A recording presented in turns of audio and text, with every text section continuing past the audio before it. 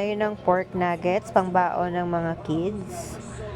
Ayan, so bumili ako ng 200 pesos na giniling, isang carrots, dalawang patatas na maliliit, at i-grind natin sa meat grinder.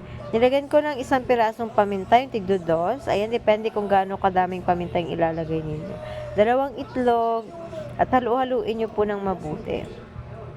So, yung paminta po, depende sa inyo kung gaano kadami. Tulad po ng namin, hindi po na masyadong bet ng mga anak ko yung maraming paminta. So, isa lang po yung nilagay ko. Halo-haluin nyo lang po para mahalo ang lahat ng ingredients. Silagay ko po ng ating oyster sauce para mabalance po ang lasa ng ating pork nuggets.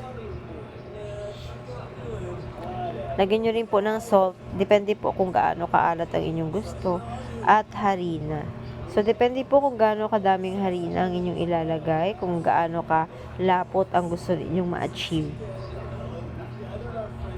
Ayan, haluhaluin nyo lang po hanggang sa ma-achieve ninyo ang lapot na inyong gusto.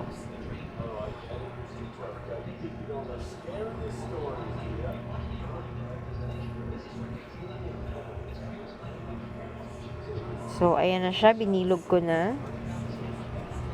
And, ayan na siya. Pinrito ko na para ready na bukas.